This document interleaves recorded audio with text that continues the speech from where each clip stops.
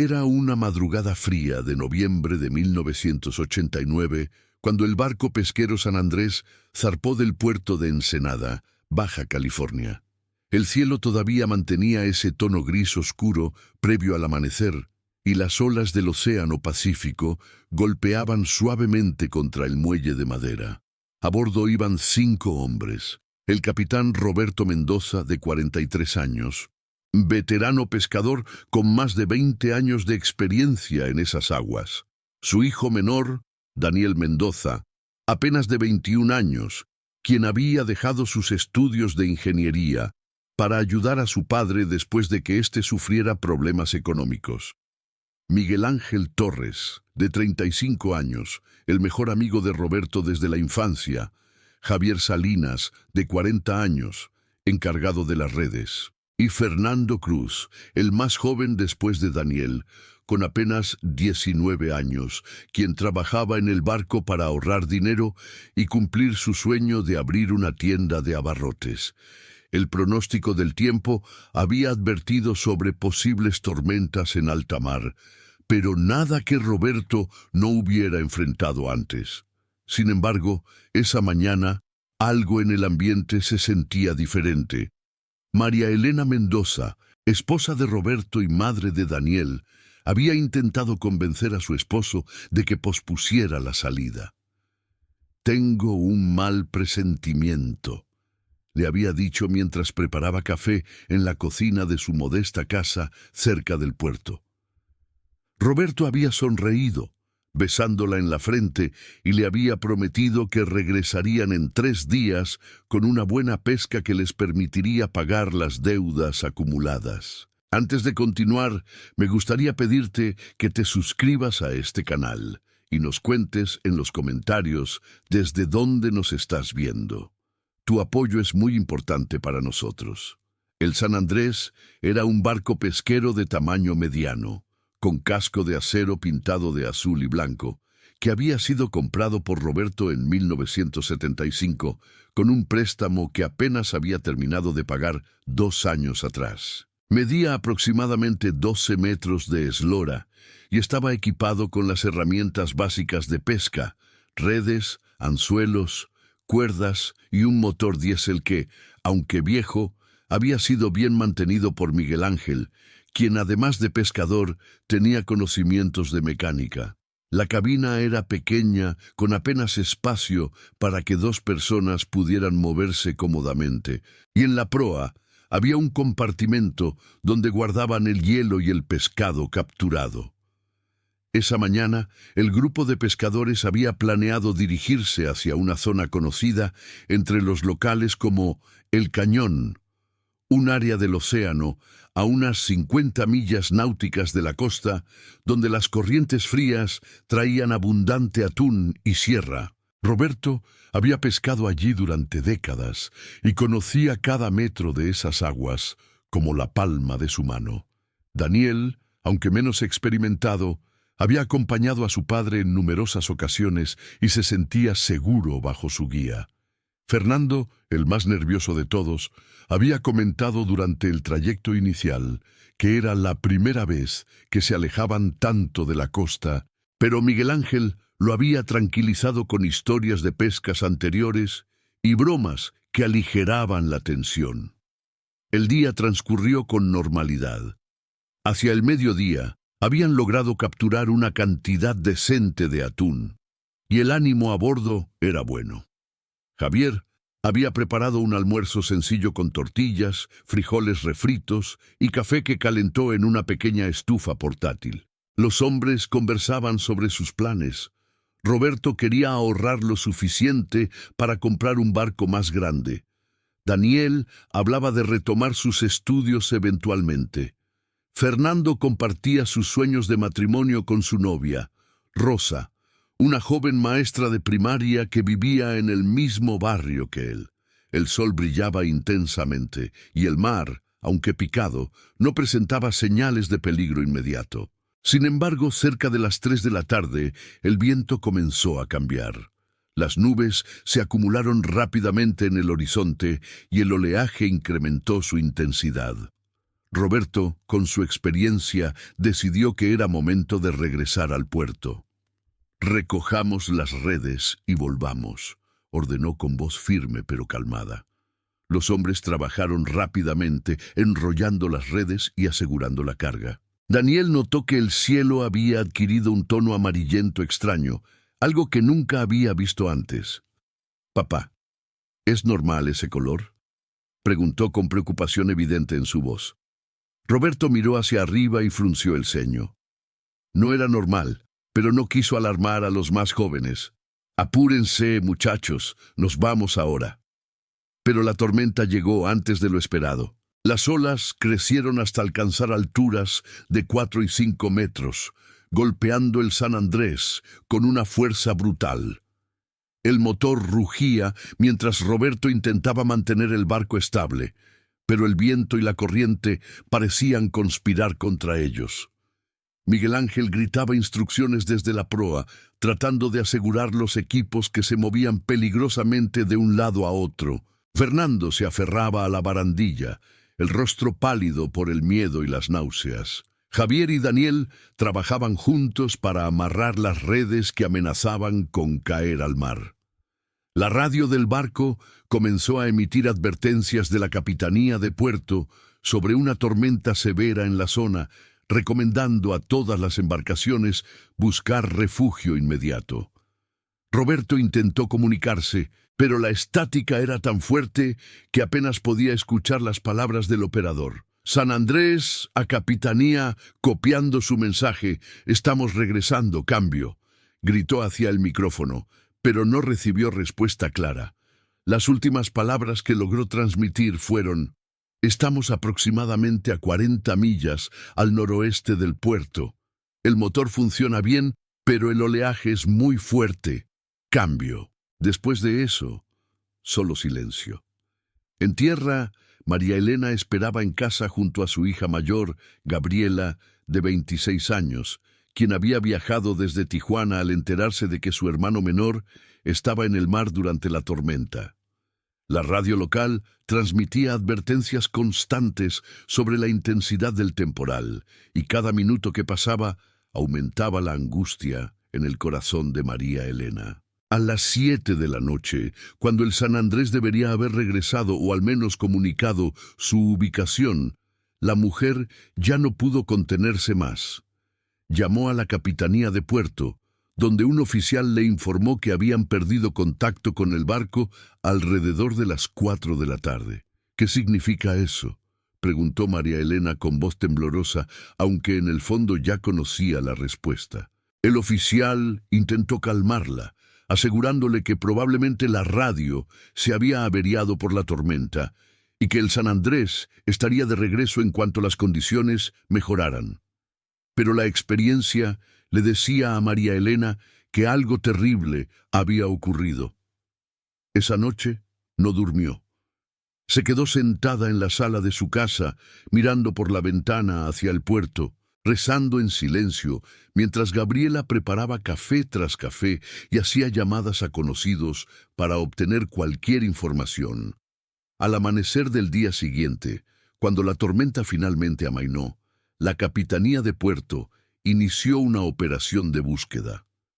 Varios barcos pesqueros locales se unieron voluntariamente, entre ellos el María del Carmen, capitaneado por Alfonso Ruiz, compadre de Roberto y viejo amigo de la familia Mendoza. También participaron embarcaciones de la Marina y un helicóptero de la Secretaría de Marina que sobrevoló la zona donde el San Andrés había transmitido su última comunicación. Durante 3 días completos buscaron sin descanso, recorriendo un área de más de 100 millas náuticas cuadradas. Encontraron algunos restos flotantes, pedazos de madera pintada de azul y blanco que podrían haber pertenecido al San Andrés, un trozo de red enredado en una boya y una nevera portátil del tipo que Roberto solía llevar a bordo. Pero no había señales de los 5 hombres ni del casco principal del barco. Era como si el océano se los hubiera tragado por completo.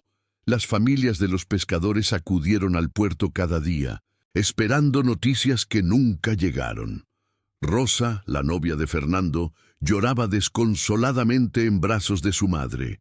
La esposa de Miguel Ángel, Catalina, una mujer fuerte que había criado sola a sus 3 hijos, mientras su esposo pasaba semanas en el mar, se negaba a aceptar que su marido hubiera muerto. Miguel es un sobreviviente, repetía una y otra vez. Él va a regresar. Sin embargo, después de una semana de búsqueda infructuosa, las autoridades declararon oficialmente desaparecido al San Andrés y a su tripulación. No se emitió un certificado de defunción inmediato, ya que sin cuerpos no podía confirmarse legalmente la muerte de los hombres. Pero para la mayoría de los habitantes de Ensenada, el veredicto era claro. El mar se había cobrado 5 vidas más. Se organizó una misa en la parroquia de Nuestra Señora de Guadalupe, el templo principal del puerto, donde cientos de personas se reunieron para rezar por los desaparecidos. El padre Ignacio, un sacerdote de 70 años que conocía personalmente a todas las familias afectadas, ofició la ceremonia con lágrimas en los ojos. María Elena Mendoza, devastada por la pérdida de su esposo y su hijo menor, cayó en una profunda depresión. Gabriela tuvo que dejar su trabajo en Tijuana para regresar a Ensenada y cuidar de su madre. Las deudas que Roberto había acumulado seguían ahí, y sin el ingreso del barco pesquero, la situación económica de la familia se volvió insostenible. La casa donde habían vivido durante más de 15 años tuvo que ser vendida, y María Elena y Gabriela se mudaron a un pequeño departamento en las afueras del puerto. La vida continuó, pero para las familias de los desaparecidos, algo se había roto irreparablemente. Los años pasaron, y la historia del San Andrés se convirtió en una leyenda local. Los pescadores más viejos la contaban en las cantinas del puerto, especialmente cuando el viento soplaba fuerte y las olas golpeaban contra los muelles. Algunos decían que habían visto luces extrañas en el océano cerca de El Cañón en las noches de tormenta. Otros juraban haber escuchado voces llamando desde la niebla, pero eran solo historias, formas que tenía la gente de lidiar con el misterio y el dolor de una pérdida nunca resuelta. Para 1995, 6 años después de la desaparición, la mayoría de las personas en Ensenada ya no hablaban del San Andrés. Las familias afectadas habían aprendido a vivir con la ausencia. Catalina, la viuda de Miguel Ángel, se había mudado a Mexicali para estar más cerca de sus hijos. Rosa, la novia de Fernando, se había casado eventualmente con otro hombre, aunque nunca olvidó a su primer amor. María Elena seguía viviendo en su pequeño departamento, trabajando como costurera para sobrevivir. Gabriela se había casado y tenido 2 hijos, pero visitaba a su madre todos los domingos, llevándole comida y compañía. Sin embargo, había alguien que nunca dejó de buscar respuestas. Tomás Salinas, hermano menor de Javier, quien en 1989 tenía apenas 16 años. Tomás idolatraba a su hermano mayor, quien había sido como un padre para él después de que el suyo muriera en un accidente de trabajo cuando Tomás tenía 8 años. La desaparición del San Andrés había dejado en Tomás una herida que nunca sanó, y con el tiempo, esa herida se transformó en una obsesión. Estudió oceanografía en la Universidad Autónoma de Baja California, especializándose en corrientes marinas y patrones de naufragios. Su objetivo era claro: encontrar el San Andrés y darle un cierre a las familias. Durante años, Tomás recopiló información sobre el caso. Entrevistó a pescadores que habían participado en la búsqueda original, revisó los registros meteorológicos de noviembre de 1989, estudió mapas batimétricos de la zona donde el barco había desaparecido y aprendió a usar tecnología de sonar y GPS. En el año 2000, cuando tenía 27 años y trabajaba como investigador en un centro de estudios marinos en Ensenada, consiguió permiso y financiamiento limitado para realizar una expedición de búsqueda. Acompañado por un pequeño equipo de colegas, pasó 2 semanas rastreando el fondo marino en El Cañón y sus alrededores. No encontraron nada. El océano guardaba sus secretos celosamente. Tomás repitió la búsqueda en 2005 y nuevamente en 2010, cada vez con mejores equipos y tecnología más avanzada. Pero el resultado era siempre el mismo: ninguna señal del San Andrés. La frustración comenzó a afectar su vida personal. Su matrimonio terminó en divorcio en 2012, en parte porque su esposa no soportaba más la obsesión que consumía a Tomás. Sus colegas empezaron a verlo como alguien que perseguía fantasmas, y su carrera profesional se estancó. Pero Tomás no podía detenerse. Cada aniversario de la desaparición, el 22 de noviembre, visitaba a María Elena Mendoza. Se habían vuelto cercanos con el paso de los años, unidos por el dolor compartido y la necesidad de respuestas. María Elena, ahora una anciana de 78 años, con el cabello completamente blanco y la espalda encorvada por el peso de las décadas, siempre recibía a Tomás con café y pan dulce. «Algún día los encontraremos», le decía él cada vez. Y ella sonreía tristemente, agradeciendo su dedicación, pero sin albergar ya esperanzas reales. En noviembre de 2024, 35 años después de la desaparición del San Andrés, Tomás organizó lo que sería su última expedición de búsqueda. A sus 51 años, sabía que no podría continuar mucho más tiempo. Su salud se había deteriorado, sufría de hipertensión y diabetes, y los años de trabajo físico en el mar habían cobrado su precio. Esta vez contó con el apoyo de una organización internacional dedicada a resolver misterios marítimos, que le proporcionó acceso a un vehículo submarino no tripulado de última generación, capaz de explorar profundidades de hasta 1000 metros.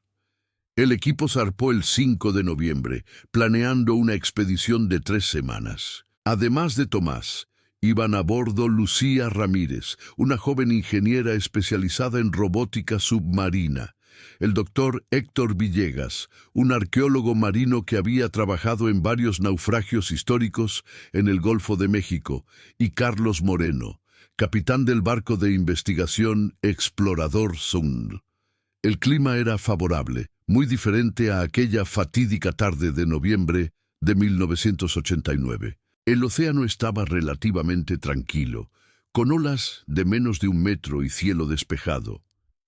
Durante los primeros 10 días, el equipo rastreó sistemáticamente el área donde la última comunicación del San Andrés había sido registrada, expandiendo gradualmente el radio de búsqueda. Lucía operaba el vehículo submarino desde una consola en la cabina del explorador Sundo, mientras Tomás y Héctor analizaban las imágenes que las cámaras del robot transmitían en tiempo real.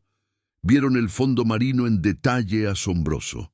Formaciones rocosas, bancos de arena, restos de redes de pesca abandonadas, incluso algunos peces grandes que se acercaban curiosos a las luces del vehículo. Pero no había rastro del San Andrés. El 14º día de la expedición, el 19 de noviembre, algo cambió. Estaban explorando una zona más profunda de lo habitual. A unos 800 metros bajo la superficie, en el borde de una fosa submarina que descendía aún más. Las imágenes mostraban un paisaje desolado y oscuro, apenas iluminado por los potentes reflectores del vehículo. De repente, Lucía vio algo en su pantalla que no encajaba con el entorno natural. «¡Esperen!», dijo deteniendo el movimiento del robot. «¿Ven eso?». Todos se inclinaron hacia la pantalla. Allí, medio enterrado en el sedimento del fondo marino, había algo que parecía ser de fabricación humana, una estructura metálica oxidada. El corazón de Tomás latió con fuerza. Dirigieron el vehículo submarino para acercarse más. Lentamente, la imagen se aclaró. Era un poste de señalización marítima, del tipo que se usa para marcar boyas o zonas de navegación.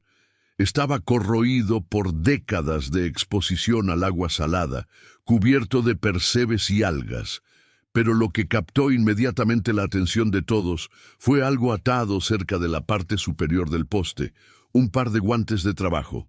Los guantes estaban hechos de un material sintético resistente, probablemente neopreno o goma industrial, del tipo que los pescadores usan para protegerse del frío y la humedad.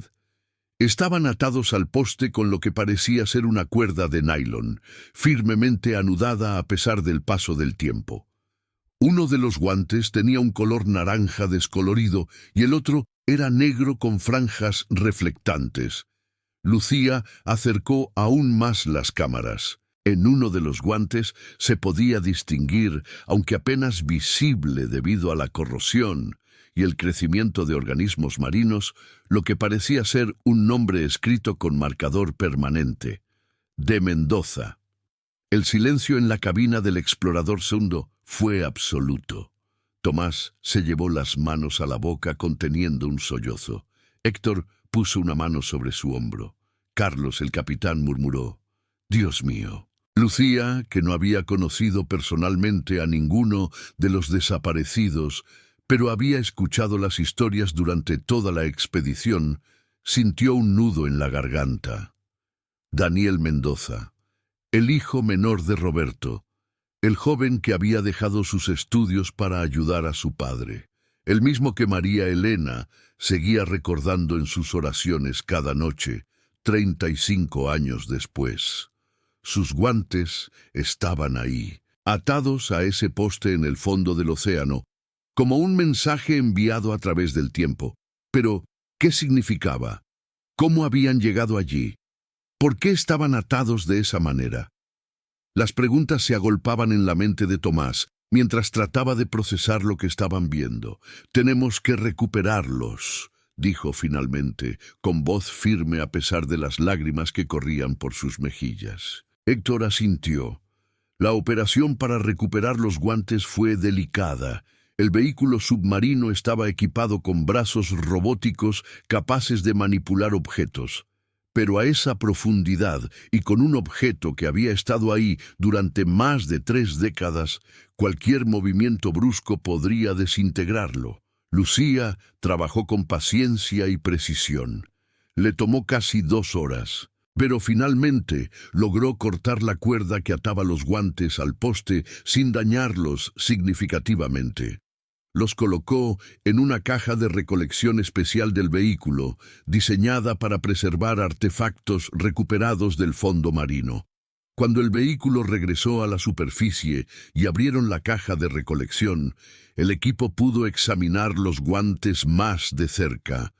Estaban en sorprendentemente buen estado, considerando el tiempo que habían pasado en el agua.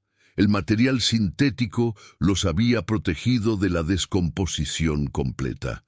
Además del nombre de Mendoza en uno de ellos, Tomás notó que el otro guante tenía una pequeña reparación cosida a mano, el tipo de arreglo que un pescador haría él mismo en lugar de comprar guantes nuevos. Recordó que María Elena le había contado que Daniel era muy cuidadoso con sus cosas, que remendaba su ropa y equipo porque sabía que la situación económica de la familia era difícil. Pero lo más significativo era el hecho de que los guantes estaban atados juntos y asegurados al poste de señalización. No era algo que pudiera haber ocurrido por accidente. Alguien los había colocado ahí intencionalmente. La pregunta era ¿quién y por qué? Héctor Villegas propuso una teoría. Si el barco naufragó cerca de aquí y algunos de los tripulantes lograron sobrevivir inicialmente, pudieron haber usado ese poste como punto de referencia. Atar los guantes ahí podría haber sido una señal para los rescatistas o un marcador para indicar su ubicación. Tomás consideró esta posibilidad. Tenía sentido.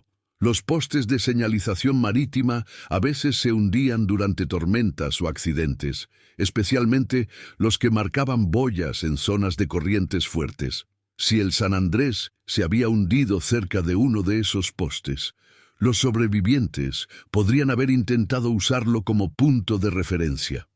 Pero entonces, ¿dónde estaban ellos? ¿Por qué solo encontraron los guantes y nada más? Durante los siguientes días, el equipo intensificó la búsqueda en un radio de 2 kilómetros alrededor del poste de señalización. Lucía operaba el vehículo submarino casi sin descanso, explorando cada metro del fondo marino. Carlos navegaba con precisión, manteniendo el explorador Zund en posición mientras el viento y las corrientes intentaban desviarlo. Tomás apenas dormía, revisando y revisando los datos, tratando de encontrar patrones que los guiaran hacia el San Andrés. El 21 de noviembre, 2 días después del descubrimiento de los guantes, encontraron algo más. A unos 500 metros al este del poste, el vehículo submarino detectó una anomalía en el fondo marino. Un objeto grande, parcialmente enterrado en el sedimento.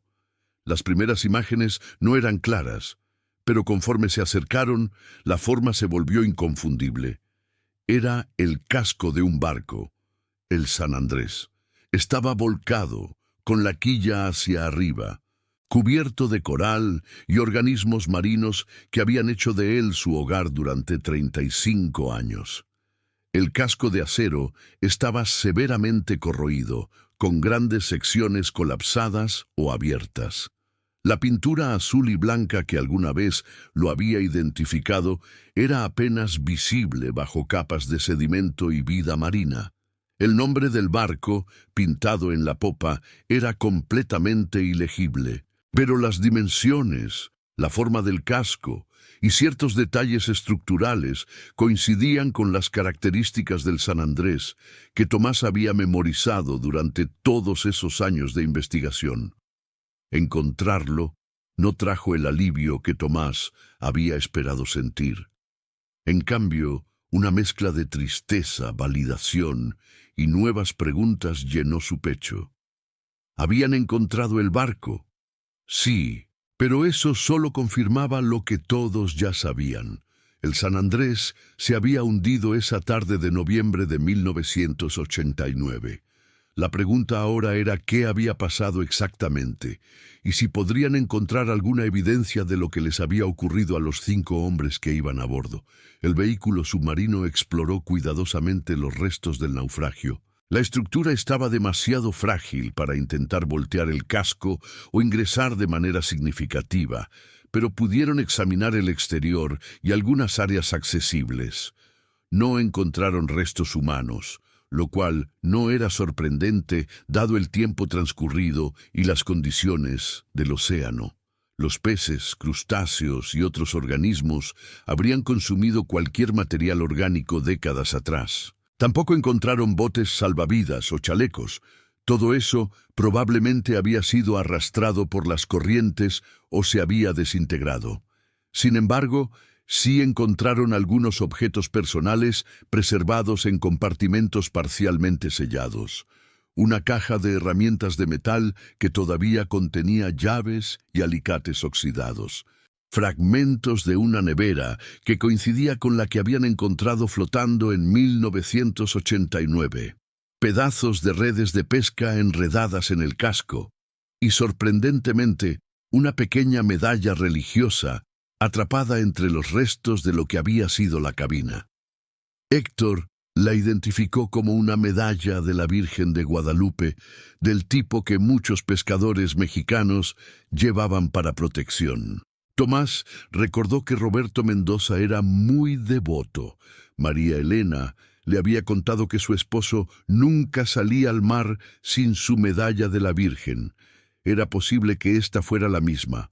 La recuperaron junto con los otros objetos, sabiendo que cada pieza sería invaluable para las familias, un pequeño pedazo tangible de sus seres queridos perdidos. La noche del 21 de noviembre, de vuelta en el Explorador II, el equipo se reunió en la pequeña sala común del barco. Tomás sostenía los guantes de Daniel en sus manos, ahora guardados en una bolsa sellada herméticamente para preservarlos. «No entiendo», dijo en voz baja.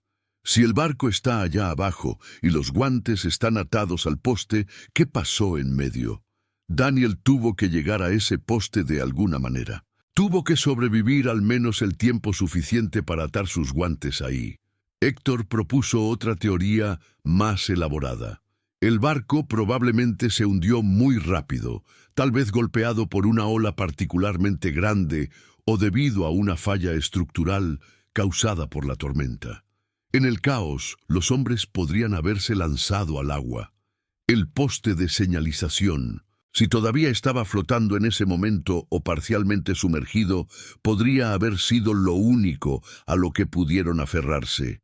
Daniel podría haber atado sus guantes ahí como una señal antes de que las fuerzas del océano lo superaran. Era una explicación plausible, pero algo en ella no convencía completamente a Tomás. Había algo más en toda esta situación, algo que sus instintos le decían que estaba pasando por alto. Decidió que necesitaban examinar el poste de señalización más de cerca. Tal vez había más evidencia que no habían notado en su primera observación. Al día siguiente regresaron al sitio del poste. Esta vez, Lucía dirigió el vehículo submarino para realizar un análisis más detallado y exhaustivo. Fotografiaron el poste desde todos los ángulos posibles, midieron sus dimensiones y buscaron cualquier otro objeto o marca que pudiera darles más información. Fue entonces cuando Lucía notó algo que habían pasado por alto antes. Grabado en el metal del poste, justo debajo de donde los guantes habían estado atados, había letras y números tallados toscamente, probablemente con un cuchillo u objeto similar. La inscripción era difícil de leer debido a la corrosión y el crecimiento marino, pero con el procesamiento digital de las imágenes lograron descifrar lo que decía: 22-11-89, todos vivos bote. La fecha era el día después de la desaparición del San Andrés, y el mensaje, aunque simple, era asombroso en sus implicaciones. Todos vivos. Los 5 hombres habían sobrevivido al hundimiento del barco, habían llegado a ese poste de señalización, y mencionaban un bote, posiblemente el bote salvavidas del San Andrés o algún otro tipo de embarcación que habían logrado utilizar. La revelación cambió completamente la naturaleza de la investigación. Ya no estaban simplemente documentando un naufragio ocurrido hacía 35 años. Ahora tenían evidencia de que los 5 pescadores habían sobrevivido al menos hasta el día siguiente de la tormenta. ¿Qué había pasado después? ¿Por qué nunca fueron rescatados?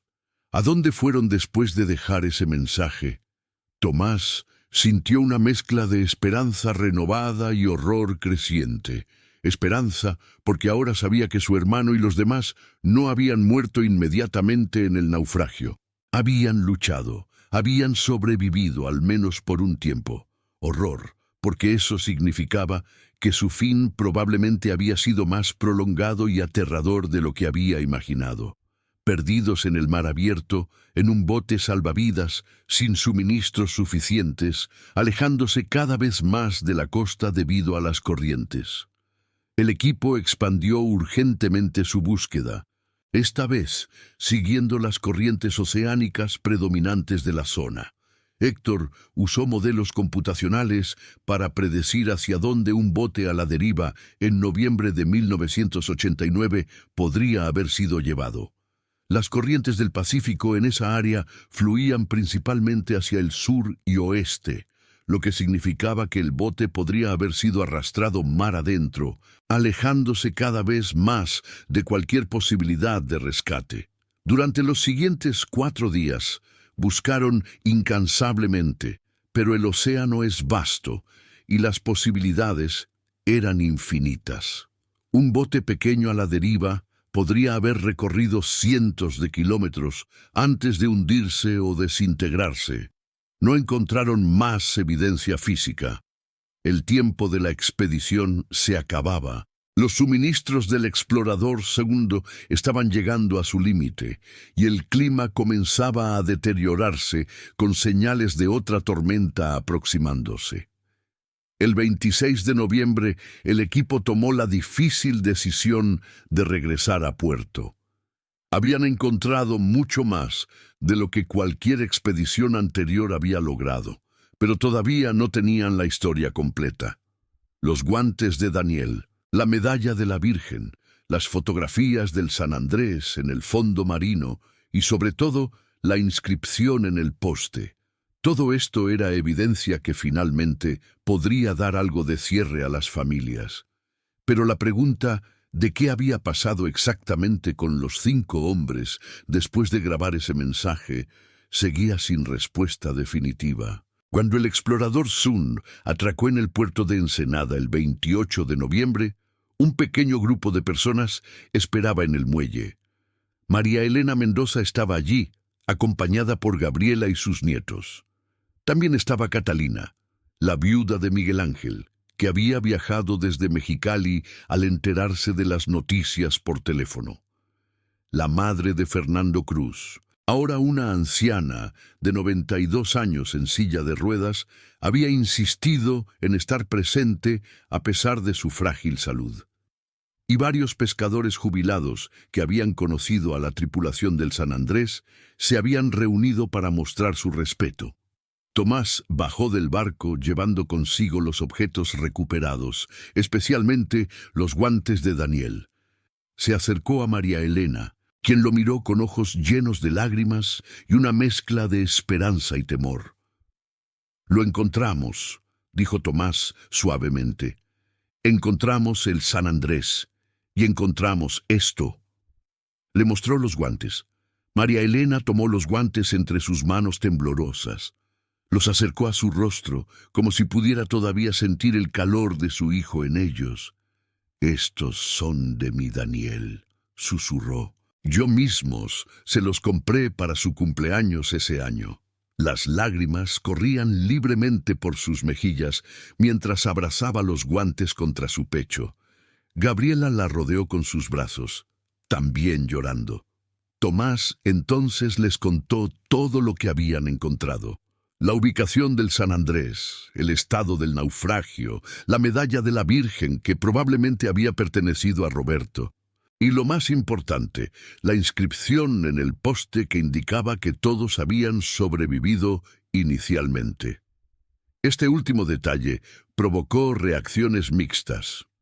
Por un lado, era reconfortante saber que sus seres queridos no habían muerto inmediatamente en el momento del naufragio. Por otro, hacía el misterio de su desaparición final aún más doloroso. «Entonces estuvieron vivos», dijo Catalina con voz quebrada. «Mi Miguel estuvo vivo después del accidente, luchó por sobrevivir. Y yo nunca lo supe, nunca pude ayudarlo». Se cubrió el rostro con las manos, sollozando. Su hija, que la había acompañado desde Mexicali, intentaba consolarla. La madre de Fernando Cruz pidió que la acercaran a Tomás. La anciana mujer, con una voz débil pero clara, le preguntó: «¿Sufrieron mucho, cree usted?». Era la pregunta que todas las familias querían hacer, pero temían escuchar la respuesta. Tomás se arrodilló frente a la silla de ruedas para estar a la altura de sus ojos. «No lo sé con certeza, señora», respondió honestamente. «Pero lo que sí sé es que lucharon. Fueron valientes hasta el final. Dejaron mensajes, trataron de señalizar su ubicación. No se rindieron. No era consuelo completo, pero era algo». Durante los siguientes días, la historia del descubrimiento del San Andrés se extendió por todo Ensenada y más allá.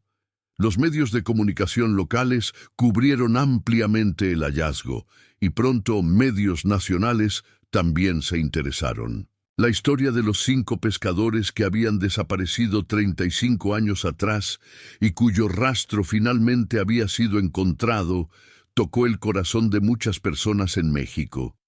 Tomás organizó una conferencia de prensa donde presentó todos los hallazgos de manera formal.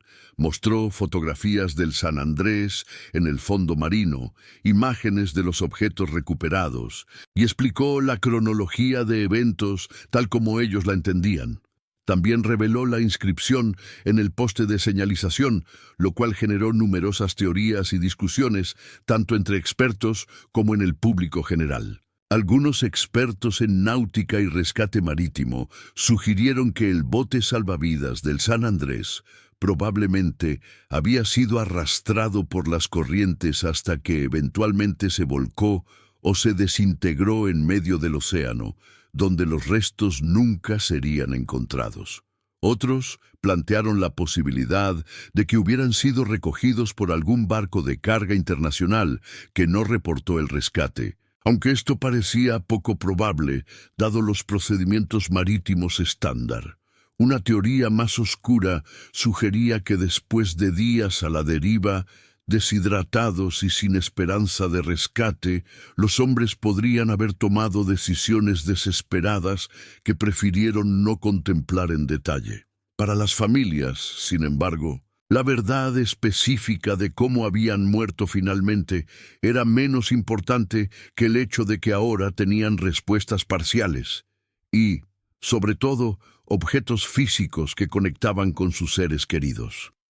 Los guantes de Daniel, la medalla de la Virgen y las fotografías del San Andrés eran tesoros invaluables que les permitían tener un sentido de cierre que no habían podido lograr durante 35 años.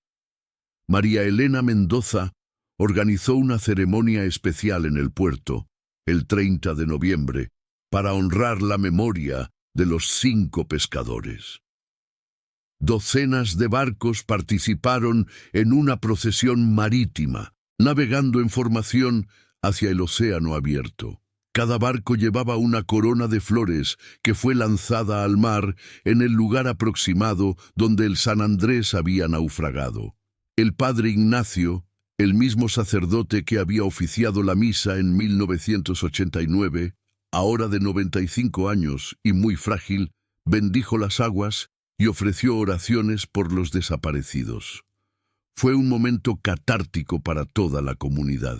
Los pescadores más jóvenes, que ni siquiera habían nacido en 1989, aprendieron sobre la tragedia y la importancia de la seguridad marítima. Los más viejos, que habían conocido personalmente a Roberto, Daniel, Miguel Ángel, Javier y Fernando, compartieron historias y recuerdos que habían guardado durante décadas. Era como si todo el pueblo estuviera diciendo adiós colectivamente, permitiéndose finalmente soltar el peso de la pregunta que había permanecido sin respuesta durante tanto tiempo. Tomás Salinas, después de completar todos los informes técnicos y entregar los objetos recuperados a las familias correspondientes, se sintió extrañamente vacío. Había dedicado la mayor parte de su vida adulta a esta búsqueda y ahora que había alcanzado su objetivo, no estaba seguro de qué hacer con el resto de su existencia. Su salud seguía siendo preocupante y los doctores le habían advertido que necesitaba reducir el estrés y cuidarse mejor si quería vivir muchos más años. Una tarde de diciembre, sentado en la pequeña oficina donde guardaba todos sus archivos sobre el San Andrés, Tomás reflexionó sobre todo lo que había aprendido. Pensó en su hermano Javier, en cómo había sido un hombre fuerte y trabajador que siempre cuidó de su familia. Pensó en Roberto y Daniel Mendoza, en el amor entre padre e hijo que los había llevado a enfrentar juntos el peligroso mar. Pensó en Miguel Ángel Torres y su familia que lo esperó en vano, y en Fernando Cruz, el joven que solo quería ahorrar dinero para construir un futuro con su amada Rosa. Todos ellos habían sido hombres ordinarios, pescadores trabajadores, cuyas vidas habían sido interrumpidas abruptamente por la furia del océano. No eran héroes en el sentido tradicional, pero habían mostrado coraje y determinación al luchar por sobrevivir incluso cuando las probabilidades estaban completamente en su contra. El mensaje que habían dejado tallado en ese poste de señalización, 22-11-89, todos vivos bote, era un testimonio de su espíritu indomable, un grito de desafío contra el destino cruel que los había atrapado. Tomás decidió que su siguiente proyecto sería escribir un libro contando la historia completa del San Andrés. Desde los preparativos para esa salida en noviembre de 1989 hasta el descubrimiento de los restos del naufragio 35 años después. Quería que las futuras generaciones conocieran no solo los hechos del accidente, sino también las personas detrás de los nombres, sus sueños, sus miedos, su humanidad. Y quería que sirviera como un recordatorio de los peligros que los pescadores enfrentan cada día cuando salen al mar para ganarse la vida. Contactó a un escritor local, Eduardo Martínez, quien había cubierto el descubrimiento para un periódico de Baja California y había mostrado interés genuino en la historia. Juntos comenzaron a recopilar testimonios de las familias, documentos históricos, fotografías antiguas y todos los datos técnicos de las expediciones de búsqueda. María Elena Mendoza abrió por primera vez en décadas las cajas donde guardaba las pertenencias de Roberto y Daniel, cartas, fotografías, documentos del barco, incluso el último mensaje de voz que Roberto le había dejado en la contestadora 2 días antes de zarpar, diciéndole que la amaba y que regresaría pronto.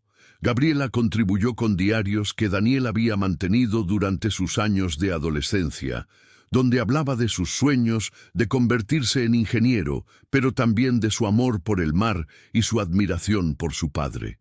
Catalina compartió videos caseros de reuniones familiares donde Miguel Ángel aparecía riendo y jugando con sus hijos, lleno de vida y energía.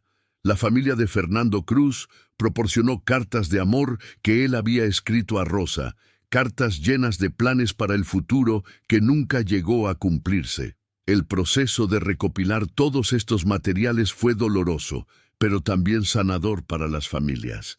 Les permitió revivir los buenos momentos, recordar a sus seres queridos, no solo como víctimas de una tragedia, sino como las personas completas y complejas que habían sido.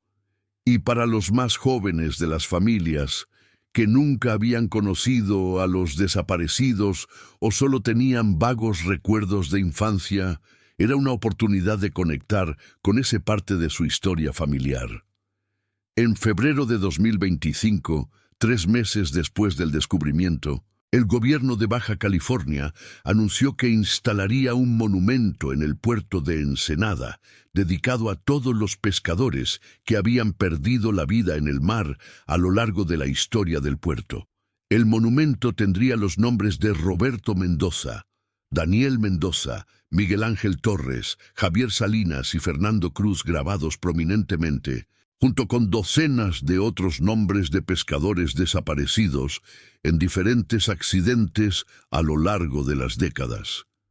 La ceremonia de inauguración del monumento estaba programada para el 22 de noviembre de 2025, el 36º aniversario de la desaparición del San Andrés. Tomás fue invitado a dar un discurso y aceptó con la condición de que las familias también pudieran hablar, si así lo deseaban. La noticia del monumento trajo una nueva ola de atención mediática y muchas otras familias de pescadores desaparecidos en diferentes partes de México comenzaron a contactar a Tomás, esperando que su experiencia pudiera ayudarles a encontrar sus propias respuestas. Tomás se dio cuenta de que su trabajo estaba lejos de terminar. Había encontrado el San Andrés, pero había docenas, tal vez cientos de otros barcos pesqueros mexicanos que habían desaparecido en circunstancias similares, cuyos restos nunca habían sido localizados y cuyas familias seguían esperando respuestas. Con la experiencia y los contactos que había desarrollado, estaba en posición de ayudar. Fundó una organización sin fines de lucro llamada Memoria del Mar, dedicada a investigar desapariciones marítimas de pescadores mexicanos y proporcionar apoyo a las familias afectadas. Lucía Ramírez, la joven ingeniera que había operado el vehículo submarino durante la expedición del San Andrés, se unió como directora técnica. Héctor Villegas aceptó ser asesor científico. Y para la sorpresa de Tomás, Gabriela Mendoza, la hija de Roberto y hermana de Daniel, se ofreció como voluntaria para manejar las relaciones con las familias y la coordinación comunitaria. Mi padre y mi hermano ya no pueden ser salvados, le dijo Gabriela a Tomás cuando le explicó su decisión. Pero tal vez podemos ayudar a otras familias a encontrar lo que nosotros encontramos, respuestas. Cierre, Paz. No puedo pensar en mejor manera de honrar su memoria. A medida que 2025 avanzaba, Memoria del Mar comenzó a recibir docenas de casos. Familias de Veracruz, Sinaloa, Sonora, Guerrero y otros estados costeros contactaban a la organización, cada una con su propia historia dolorosa de un ser querido que había salido al mar y nunca regresó. Tomás y su equipo evaluaban cada caso, priorizando aquellos donde había información específica sobre la ubicación aproximada de la desaparición y donde la tecnología disponible tenía probabilidades razonables de encontrar evidencia. No todos los casos podían ser investigados inmediatamente. Los recursos eran limitados y el océano era vasto. Pero incluso en los casos donde una búsqueda física no era viable, la organización proporcionaba apoyo emocional, ayudaba a las familias a navegar los procesos legales para obtener declaraciones de defunción y creaba una red de apoyo donde personas que habían pasado por experiencias similares podían compartir y consolarse mutuamente. María Elena Mendoza, a pesar de su edad avanzada, se convirtió en una figura materna para muchas de estas familias. Entendía su dolor de una manera que nadie más podía, y sus palabras de consuelo y esperanza tenían un peso especial. El mar nos quitó a nuestros seres queridos, les decía, pero no puede quitarnos los recuerdos ni el amor que sentimos por ellos. Eso permanece con nosotros siempre. En los meses previos al aniversario de noviembre y la inauguración del monumento, Tomás y Eduardo finalizaron el libro sobre el San Andrés.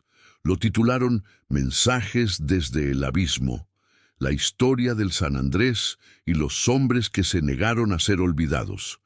El libro no solo contaba la historia de la desaparición y el eventual descubrimiento, sino que también exploraba temas más amplios sobre la vida de los pescadores en México, los peligros que enfrentan, la falta de regulaciones de seguridad adecuadas y la resiliencia de las comunidades costeras.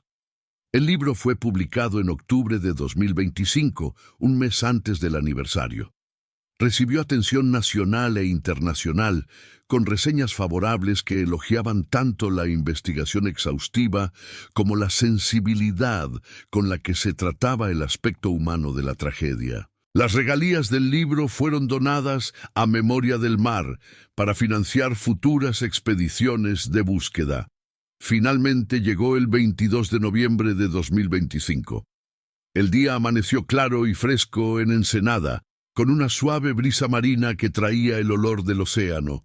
Cientos de personas se reunieron en el puerto para la ceremonia de inauguración del monumento. Las familias de los 5 pescadores del San Andrés estaban en primera fila. María Elena Mendoza, ahora de 79 años, sentada en una silla con sus nietos a su lado. Catalina y sus hijos.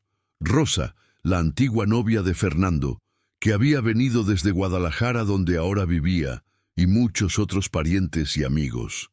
El monumento en sí era una escultura de bronce de 3 metros de altura, representando a un pescador mirando hacia el horizonte marino, con una red en sus manos. En la base había placas de mármol con los nombres de todos los pescadores desaparecidos que las autoridades habían podido documentar a lo largo de la historia del puerto. Los nombres de Roberto Mendoza, Daniel Mendoza, Miguel Ángel Torres, Javier Salinas y Fernando Cruz estaban en la placa central, junto con la fecha 22 de noviembre de 1989 y las palabras «Nunca olvidados». La ceremonia comenzó con palabras del alcalde de Ensenada, quien habló sobre la importancia de la industria pesquera para la ciudad y la necesidad de mejorar las medidas de seguridad para proteger a los pescadores actuales. Luego habló el director de la Capitanía de Puerto, quien anunció nuevas iniciativas para modernizar los sistemas de comunicación y rastreo de barcos pesqueros. Representantes de organizaciones de pescadores también tomaron la palabra, comprometiéndose a trabajar por mejores condiciones laborales y equipos de seguridad. Cuando llegó el turno de Tomás, subió al podio con los guantes de Daniel en una caja de vidrio que llevaba consigo. Los colocó sobre el podio, visibles para todos, mientras comenzaba su discurso. Hace 36 años, comenzó, su voz amplificada por los altavoces pero cargada de emoción. 5 hombres salieron de este mismo puerto en busca de ganarse la vida honestamente. Eran padres, hermanos, hijos, amigos. Eran hombres buenos que trabajaban duro para mantener a sus familias. El mar, que les había dado sustento durante años, ese día les quitó la vida. Continuó contando la historia de los últimos 35 años. La búsqueda original, las décadas de incertidumbre, su propia obsesión por encontrar respuestas y finalmente el descubrimiento del San Andrés y los guantes atados al poste de señalización. Estos guantes, dijo, señalando la caja de vidrio, nos enseñan algo fundamental. Nos enseñan que incluso en sus momentos más oscuros, estos hombres no perdieron su humanidad, dejaron señales. Trataron de comunicarse, lucharon por la vida hasta el último momento. Y aunque no pudimos salvarlos, ahora podemos honrarlos, recordándolos no solo en su muerte, sino en su coraje ante ella. Cuando Tomás terminó, María Elena Mendoza pidió permiso para hablar. Con ayuda de Gabriela, subió lentamente al podio. La anciana mujer miró a la multitud, y aunque su cuerpo era frágil, su voz salió firme y clara. Mi esposo Roberto era un buen hombre, dijo simplemente. Mi hijo Daniel era un buen hijo. Ellos amaban el mar, pero el mar no los amó de vuelta. Durante 36 años he vivido con un vacío en mi corazón, un espacio que nunca podrá ser llenado. Pero hoy, viendo este monumento, viendo a todas estas personas aquí reunidas, sé que Roberto y Daniel no han sido olvidados. Y eso es todo lo que una madre y esposa puede pedir. No había ojos secos en la audiencia. Después de María Elena, otros familiares compartieron sus propias palabras y recuerdos.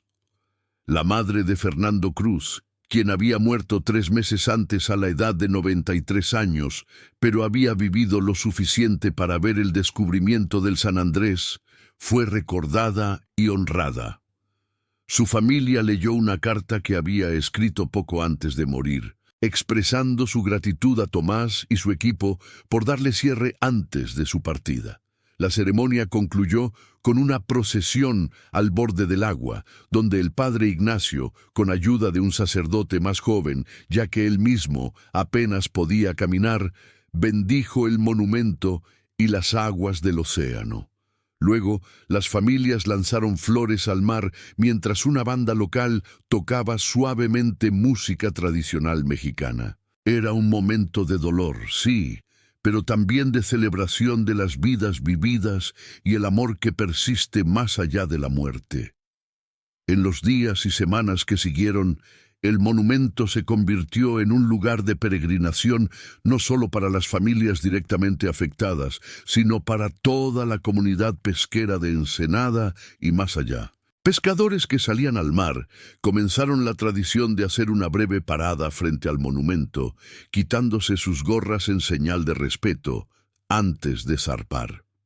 Las escuelas locales organizaban visitas educativas, donde los estudiantes aprendían sobre la historia marítima de su ciudad y la importancia de valorar a aquellos que arriesgan sus vidas en el mar. Para Tomás, el monumento representaba el final de un capítulo, pero el comienzo de otro. Había encontrado a su hermano Javier, o al menos había encontrado respuestas sobre lo que le había ocurrido. Ahora su misión era ayudar a otros a hacer lo mismo.